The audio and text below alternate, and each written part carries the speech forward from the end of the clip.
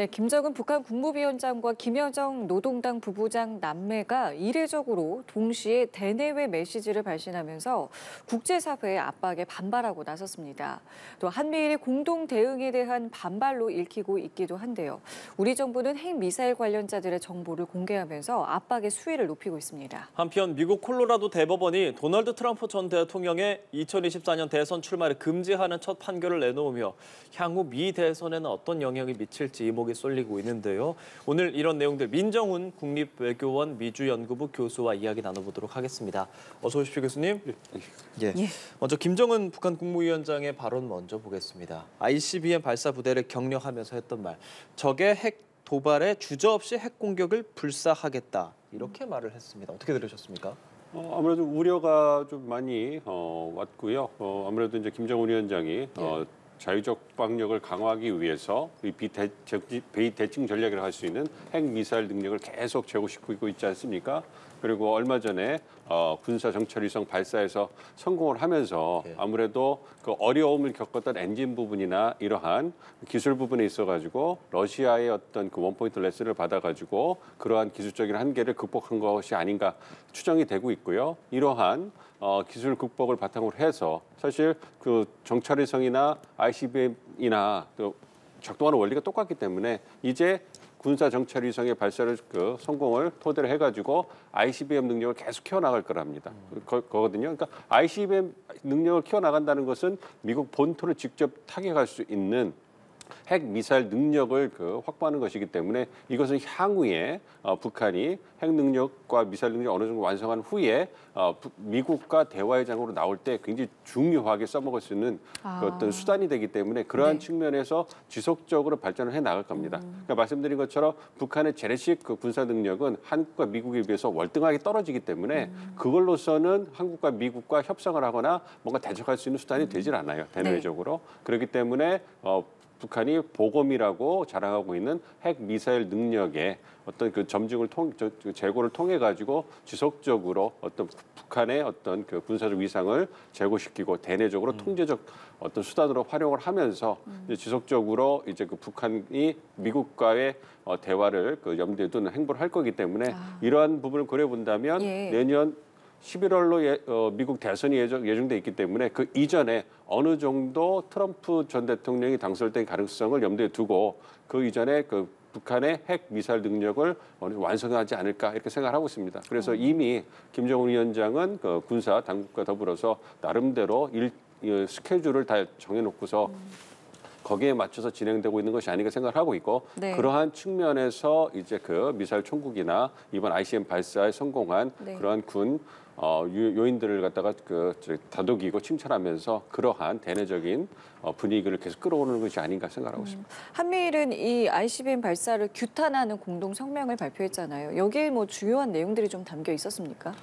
그렇게 큰 내용이 있다고 보긴 그렇고요. 일단 원론적으로 북한이 이번에 ICBM을 발사한 것은 유엔 안보리 결의를 위반한 것이기 때문에 그것은 국제사회가 용납할 수 없을 것이다. 그리고 한반도뿐만 아니라 영내 그리고 세계 평화에 심각한 위협을 주고 있다. 이렇게 얘기를 했고요.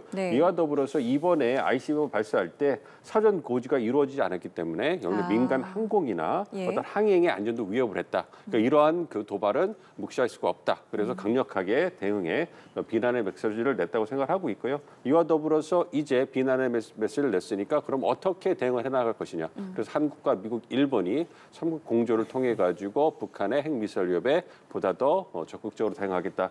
이러한 또 그 내용을 재확인을 했고요. 그리고 이와 더불어서 북한 미사일 경보 정보 어떤 그 실시간 공유 시스템이 이제 작동을 시작했거든요. 그 부분에 대해서도 확인을 하고 그리고 북한의 핵미사일 위협에 대응하기 위해서 단연간의 한미일 3자 어떤 군사훈련도 하기로 했다는 부분도 재확인했습니다. 그리고 북한의 ICBM이나 어떤 핵미사일 능력 제고를 위한 불법 자금원으로 쓰이고 있는 사이버 부분에서의 북한의 불법적인 활동을 억제하고 이제 차단하기 위해서 삼국이 공조할 것이다. 그리고 북한의 인권 문제도 거론하면서 북한이 인권은 그 도외시한 채 그 ICBM 무기 어떤 개발에만 그 몰두하고 있다 이런 부분에 대해서 비난하면서 그러한 부분도 이제 국제사회에 경각심을 다시 한번 제고시키는 그러한 그 선언을 발표를 했습니다. 그렇기 때문에 총체적으로 북한이 저지르고 있는 불법적인 행동에 대해서 규탄을 하면서 다각적인 측면에서 대응을 해나가겠다 그러한 내용이 포함된 걸로 알고 있습니다. 예, 그런 협력 강화에 압박을 느껴서인 건지 앞서 말씀하신 것처럼 김정은 위원장 그리고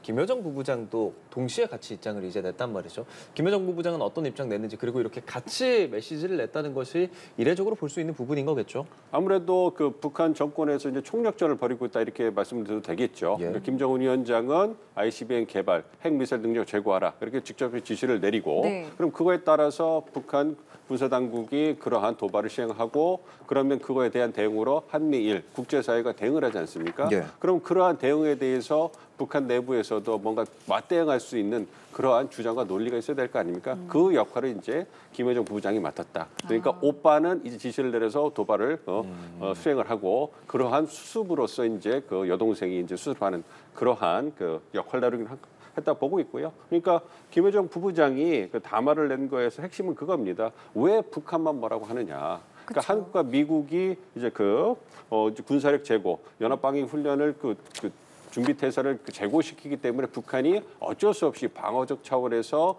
핵미사일 능력을 제고시키고 그거를 시험 발사하는 건데 네. 왜 한국과 미국이 이러한 한국과 미국의 군사적 책동에는 아무런 제재나 비난이 없이 북한의 이러한 자유적인 행동에 대해서 비난만 하느냐 이렇게 이제 터무니없는 주장을 하는 것이죠. 그러니까 어쨌든 모든 문제의 발단은 북한이 국제사회의 규범이나 원칙을 어기고서 불법적으로 탄도미사일 핵 능력을 제고시키는 문제가 아니겠습니까? 이제 그 부분이 원인인데 그것을 갖다가 이제 싹 무시하고 이제 모든 원인은 한국과 미국이 있다. 그래서 어쩔 수 없이 북한이 핵 미사일 능력을 제고하는 것이다. 이런 식으로 맞대응을 하는 것이죠. 그래서 아무래도 그것을 받아들일 국제사회의 어떤 그러한 국가들은 없겠습니다만 어쨌든 북한 입장에서는 계속 주고받기를 통해 가지고 자신의 군사적 도발 그리고 어떤 군사력 제고에 대해서 명분을 만들어내야 되니까 그러한 활동을 하고 있다고 생각하고 있습니다. 책임을 지금 미국과 한국에 넘기면서 명분을 쌓는 중인데 국제사회에서는 그렇기 때문에 안보리의 기능에 조금 아쉬워하는 안보리가 좀 더 목소리를 내면 좋지 않겠는가 이제 이런 지적들도 하는데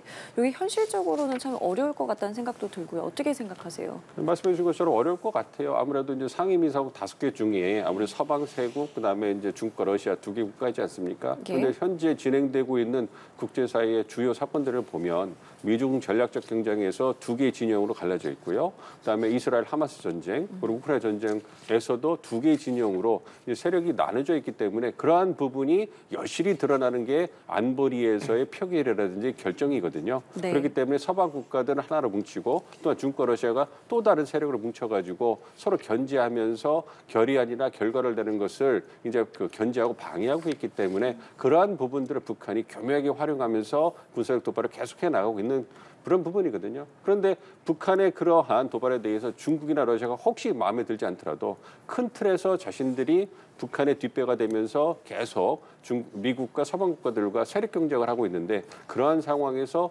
북한의 행동을 비난하면서 북한에게 등을 돌리는 그런 모습을 보이기는 쉽지 않거든요. 그렇기 때문에 향후에도 네. 북한이 도발을 하더라도 중국과 러시아는 어떤 북한을 옹호하면서 지속적으로 결의안 채택이나 추가 제재를 갖다가 시행하는 것을 방해할 것이다 이렇게 생각하고 있습니다. 그 북한에 대해서 우리 정부는 대북 정보를 대폭 보강하고 또 공개하는 일도 있었고 미국 국무부에서는 북한의 외부 정보를 유입하는 사업에 또 어느 정도 또 투자를 한 상황이에요. 이런 것들이 북한 입장에서 좀 압박으로 느끼겠습니까? 불편하죠. 이제 북한이 지금 현재 보여주고 있는 예.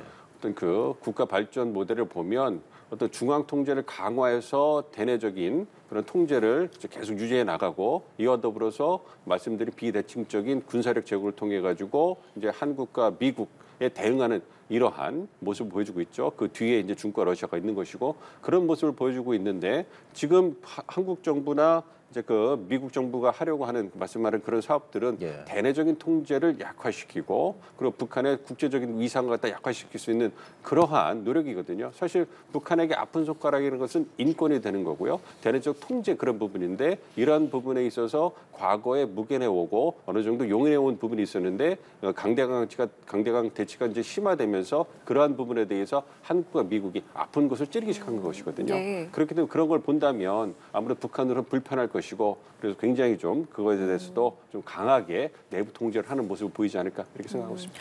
자, 이번에는 그 미국의 대북정책 특별대표를 이제 성김 대표가 맡고 있는데 이제 올해 말이면 이제 은퇴를 하게 됩니다. 그럼 이제 후임으로 누군가가 오게 될 것인데 지금 보도에 의하면은 이게 당분간 좀 공석으로 남을 수 있다. 이런 분석들이 좀 있더라고요. 이게 어떤 이유가 있을까요? 아무래도 가장 중요한 것은 그 북미 간의 그 대화가 단절된 지가 꽤 됐기 때문에 예. 그러한 부분에서 이제 바이든 대통령 임기가 이제 1년 정도 남지 않았습니까? 그런 예. 상황에서 즉각적으로 후임을 인선할 필요가 있겠느냐 이 부분에 대해서 고려가 있지 않은가 생각을 하고 있습니다. 그래서 성김 말씀해 주신 것처럼 성김 대표가 이제 거의 이제 그 손을 놓고 퇴임한다고 알려져 있고 이미 직무에서 손을 놓은 것으로 알려져 있습니다. 그리고 이제 어떤 그 업무는 현재 그 정팍 그 부차관보가 직무대행으로 이제 그 역할을 하고 있는 걸로 알려져 있는데요. 원래 그 공석이 된 자리에 대해서 추가 인선을 해야 되는데 네. 미국 내 국내 상황을 보면 이제 내년에 대선이 있고 그리고 이제 북한과 미국과의 대화가 끊긴 단절된 지가 꽤 오래됐기 때문에 예. 서둘 이유가 없다. 그런 부분에서 이제 이러한 상황이 발생한 거 아닌가 싶고요. 예. 하여튼 이러한 부분은 아무래도 북미 관계가 단절되고 강대강 대치가 지속되면서 생긴 그러한 부차적인 어떤 산물이 아닌가 생각하고 있습니다. 예, 그 미국 대선 이야기 바로 이야기해 보겠습니다.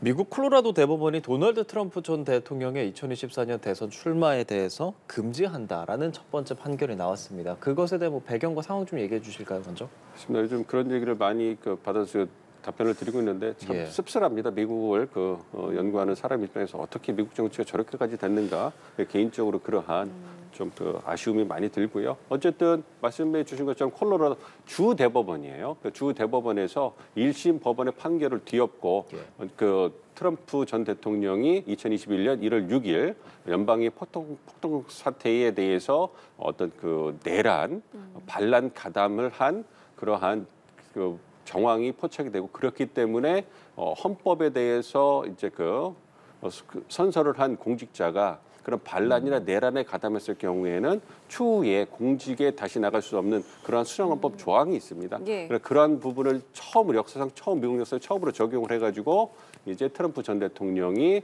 다시 공화당 대선으로 나가는 것을 허용할 수 없다. 그렇기 때문에 콜로라도 주 대법원이니까 주 법원이 내리는 결정은 그 주에서만 효력을 발생할 수 있기 때문에 네. 콜로라도 공화당 경선에서 투표용지에 트럼프 대통령의 이름을 올릴 수 없다. 올리는 것은 위헌이기 때문에 위법적이기 때문에 빼야 된다. 네. 이런 강제 판결을 내렸는데 그럼에도 불구하고 이게 굉장히 정치로 민감한 사안이기 때문에 쟁점은 그거예요.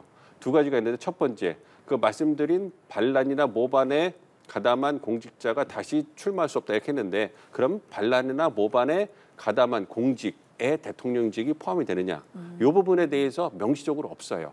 그러니까 조항을 보면 어떻게 예. 나와 있냐면 선서한 연방 공무원이나 주 공무원이 이제 다시 출마를 하게 됐을 때 못하게 이제 막는 그 대상이 뭐냐면 연방 하원의원, 상원의원 그리고 어떤 대통령, 부통령을 뽑는 그다음에 선거인단.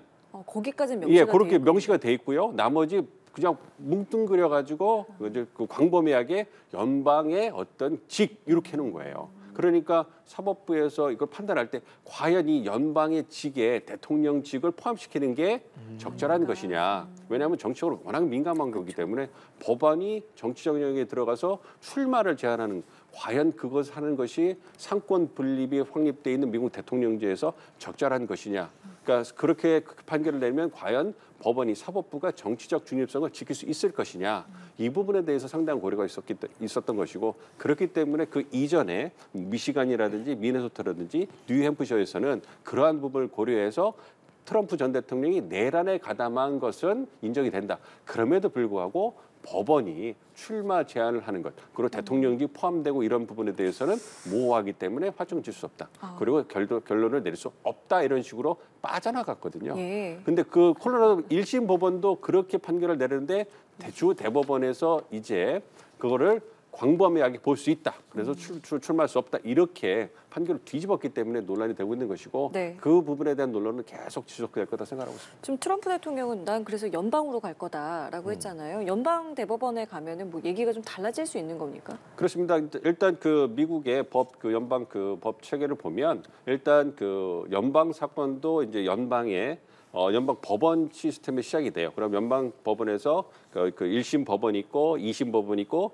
주 대법원이 있습니다. 네. 연방 주 대법원이 있고 거기에서 넘어가는 거기에 불복하게 될 경우에는 이제 어디로 가냐면 연방 대법원으로 바로 올라가게 돼 있어요, 시스템이. 그러니까 트럼프 전 대통령 측에서는 콜로라도 주 대법원의 그 판결에 불복하고 바로 그 사건을 이제 연방 대법원으로 끌고 가겠다 하고 그 콜로라도 주 대법원도 굉장히 흥미로운 결과를 낸 게 있어요. 왜냐하면 이게 정치로 굉장히 민감하고 네. 판결도 4대3 굉장히 논란이 그 중심을 쓰고 굉장히 그 팽팽한 의견이 맞섰기 때문에 그 부분에 대해서 연방 대법원이 다시 심리했으면 좋겠다. 이러한 의견을 적었고 그렇기 때문에 트럼프 대통령 측이 어떤 항소하는 것을 고려해서 이 형 집행을 1월 4일까지 밀어놨습니다.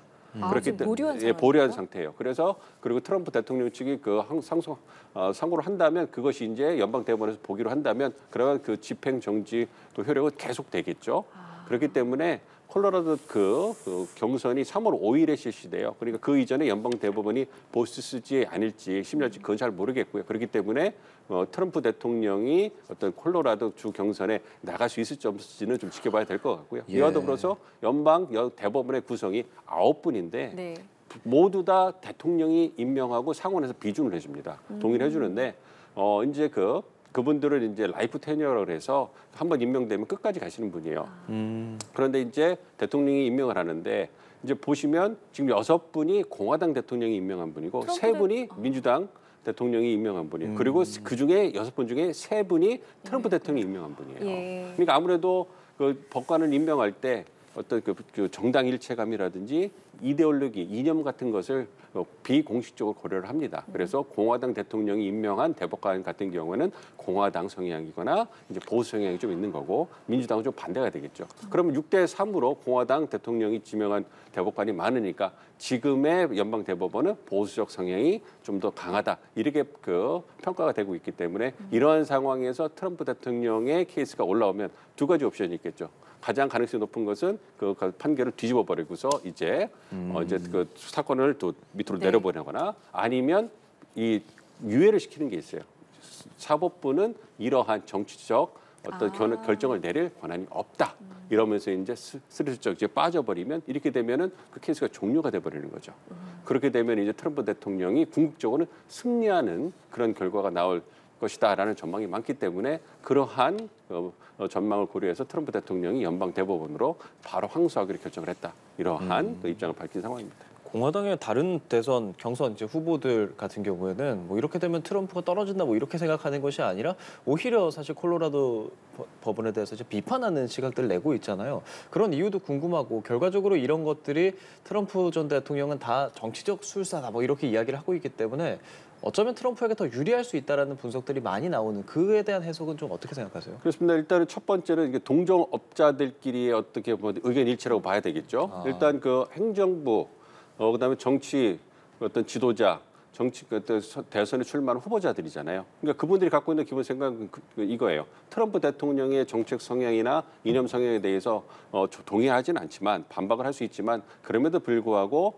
행정부, 정치에서 일어나는 일은 정치가 해결해야 된다. 그러니까 어떤 그 트럼프 대통령이 출마해서 이제 그 결과 나오는 것을 유권자가 선택한 일이지 그걸 왜 사법부가 선택하느냐. 그러니까 사법부가 삼권 분립이 완전히 확립돼 있는 미국의 정치 시스템에서 어떤 그 행정 시스템에서 왜 사법부가 들어와서 그러한 부분을 법리적으로 해석하느냐. 그거는 옳지 않다.